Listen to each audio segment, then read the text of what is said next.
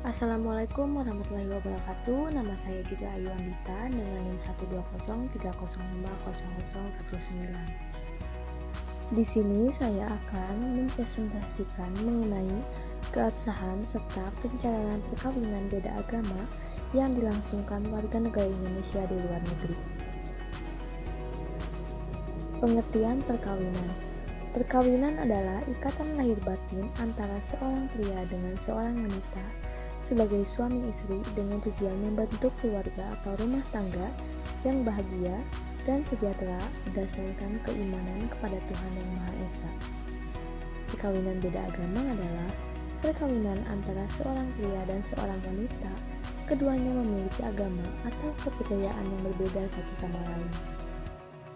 Selanjutnya, keabsahan perkawinan beda agama yang dilangsungkan di luar negeri menurut Undang-Undang Perkawinan tahun 1974.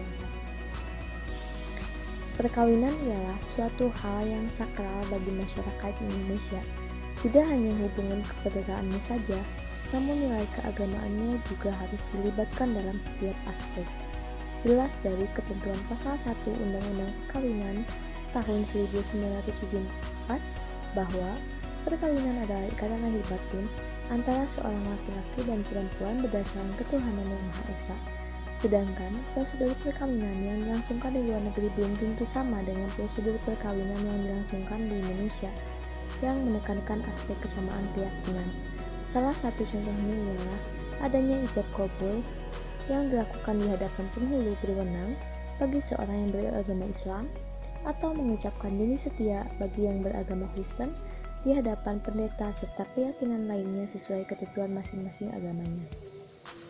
Keanekaragaman yang bersifat kompleks terkait agama, suku, ras, dan budaya yang ada di Indonesia sangat mungkin jika adanya perkawinan beda agama antara dua warga negara Indonesia. Mengenai hal ini, utamanya dalam hukum perkawinan menimbulkan sebuah permasalahan atau persoalan perkawinan beda agama seringkali terjadi dalam masyarakat Indonesia karena agama yang beragam. Undang-Undang Perkawinan menganut asas perkawinan sesuai ketuhanan Yang Maha Esa, jadi perkawinan yang tidak melibatkan agama apapun tidak diperbolehkan. Jelas terdapat dalam ketentuan pasal 1 serta pasal 2(1). Ada dua pendapat mengenai keabsahan atau sahnya perkawinan beda agama yang dilangsungkan di luar negeri. Pendapat pertama ialah perkawinan tersebut sah dengan syarat seorang yang telah melangsungkan perkawinan tersebut harus ke kantor catatan sipil untuk mencatatkan perkawinannya dengan jangka waktu paling lambat 1 tahun setelah kembali ke Indonesia. Hal ini tercantum dalam pasal 56 Undang-Undang Nomor 1 Tahun 1974 Konsorsium Catatan Sipil yang mempunyai pandangan yaitu perkawinan tidak boleh ada larangan karena sesuatu perbedaan ras, agama, asal-usul, atau keturunan. Pendapat yang beranggapan bahwa perkawinan tersebut tidak sah karena syarat yang tidak terpenuhi sesuai dengan pasal 2 Undang-Undang Nomor 1 Tahun 1974. Namun, sekalipun menurut hukum Indonesia tidak sah, pencatatan perkawinan tetap diterima oleh kantor catatan sipil. Dalam hal pencatatan di sini hanya sekedar pelaporan administratif saja, tidak ada kaitannya dengan sah atau tidaknya suatu perkawinan. Selanjutnya, pencatatan perkawinan beda agama yang dilangsungkan di luar negeri menurut peraturan perundang-undangan yang berlaku. Undang-Undang Nomor 23 Tahun 2006 tentang Administrasi Kependudukan yang kemudian diganti dengan Undang-Undang Nomor 24 Tahun 2013. Undang-undang ini menetapkan salah satu hak yang sama dengan pencatatan kematian dan kelahiran ialah hak pencatatan perkawinan, karena pasangan yang telah melangsungkan perkawinan memiliki hak pencatatan perkawinan. Itu artinya negara dan perangkatnya mempunyai kewajiban untuk memenuhi hak tersebut. Mengenai hal itu, sebagaimana dalam pasal 35 butir A, ialah maksud dari perkawinan yang ditetapkan oleh pengadilan, yaitu perkawinan yang dilangsungkan oleh seorang yang berbeda keyakinan. Penetapan pengadilan tersebut yang menjadi dasar pencatatan perkawinan. Lain dengan pasal 34 ayat 1 dan 2 menjelaskan ayat 1, perkawinan yang menurut ketentuan perundang-undangan sah, maka penduduk wajib melaporkan kepada lembaga pelaksana di tempat perkawinan itu terjadi. paling lambat 60 hari sejak perkawinan itu dilangsungkan. Ayat 2, sebagaimana laporan yang tercantum pada ayat 1, pejabat pencatatan sipil mencatat pada register akta perkawinan dan menerbitkan kutipan akta perkawinan. Pasal 38 Peraturan Presiden Nomor 96 Tahun 2018 yang menjadi pengganti Peraturan Presiden Nomor 25 Tahun 2008 tentang persyaratan dan cara pendaftaran penduduk dan pencatatan sipil dijelaskan bahwa yang pertama, perkawinan WNI yang dilangsungkan di luar negeri wajib diberitahukan pada perwakilan Republik Indonesia sesudah dicatatkan kepada lembaga yang mempunyai wewenang di negara di mana perkawinan dilangsungkan dengan syarat memenuhi ketentuan salinan akta perkawinan dari negara setempat, tampilan perjalanan Republik Indonesia suami dan istri. Yang kedua, apabila negara tempat dilangsungkannya perkawinan tersebut tidak mengatur pencatatan perkawinan warga negara Indonesia yang mana tercantum dalam angka 1 dilaksanakan terhadap perkawinan Republik Indonesia dengan syarat dokumen pernyataan sudah dilangsungkannya perkawinan dari tokoh agama atau penghayat keyakinan terhadap Tuhan Yang Maha Esa.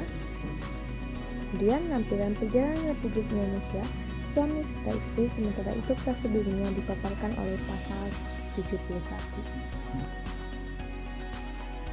Yang ketiga, Peraturan Presiden Nomor 25 Tahun 2008 tentang persyaratan serta prosedur pendaftaran penduduk dan pencatatan sipil, yaitu warga negara Indonesia mengisi lembar isian pencatatan perkawinan dengan memperlihatkan dan atau menyerahkan syarat ketentuan yang mana diatur dalam butir 2 kepada pejabat konsuler.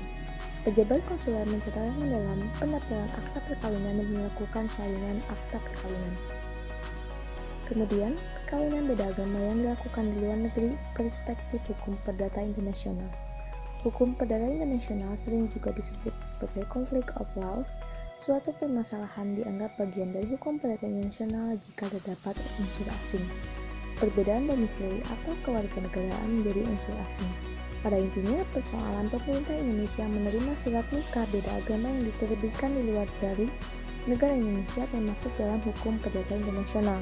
Apakah akta perkawinan tersebut dapat mengganggu ketertiban umum negara Indonesia atau tidak?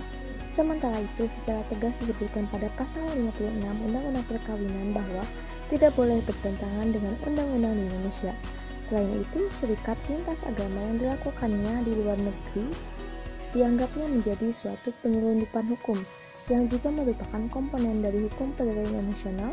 Alasan dilakukannya penyelundupan hukum biasanya orang tersebut menghindari pelaksanaan suatu perbuatan yang dalam hal ini perkawinan beda agama yang sudah dengan cara yang tegas tidak diizinkan atau dibenarkan oleh hukum yang ada di negara Indonesia, akan tetapi ia mencari cara dengan melaksanakan perbuatan itu di negara lain yang memperbolehkan perkawinan beda agama tersebut. Kesimpulan dari materi yang saya sampaikan, perkawinan ialah suatu hal yang sakral bagi masyarakat Indonesia. Tidak hanya hubungan kepedatannya saja, namun nilai keagamaannya juga harus dilibatkan dalam setiap aspek. Pencatatan perkawinan sebagaimana dalam pasal 35 butir A ialah maksud dari perkawinan yang ditetapkan oleh pengadilan, yaitu perkawinan yang dilangsungkan oleh seorang yang berbeda keyakinan. Penetapan pengadilan tersebut yang menjadi dasar pencatatan perkawinan. Adanya perkawinan beda agama yang dilangsungkan di luar negeri, contohnya di negara Australia, secara formil sah menurut peraturan hukum negara tersebut. Tetapi sampai saat ini di Indonesia masih menganut Undang-Undang Perkawinan 1974 yang menegaskan bahwa perkawinan yang dilangsungkan dengan perbedaan keyakinan tetap tidak sah. Kendati-pun adanya keharusan untuk melakukan pencatatan perkawinan tersebut, pencatatan perkawinan ini hanya untuk pemenuhan syarat administrasi yang bertujuan untuk memberikan status sosial kepada masyarakat bahwa pasangan yang menikah adalah benar merupakan suami istri. Dilihat dari aspek hukum internasional, perkawinan campuran yang diatur pada Undang-Undang Perkawinan ialah perkawinan yang terjadi di antara warga negara Indonesia dengan orang asing karena perbedaan kewarganegaraan. Misalnya, sementara itu, sebab domisili, contohnya pada permasalahan perkawinan yang dilakukan oleh sesama warga Indonesia di luar Indonesia. Terima kasih. Sekian dari saya. Wassalamualaikum warahmatullahi wabarakatuh.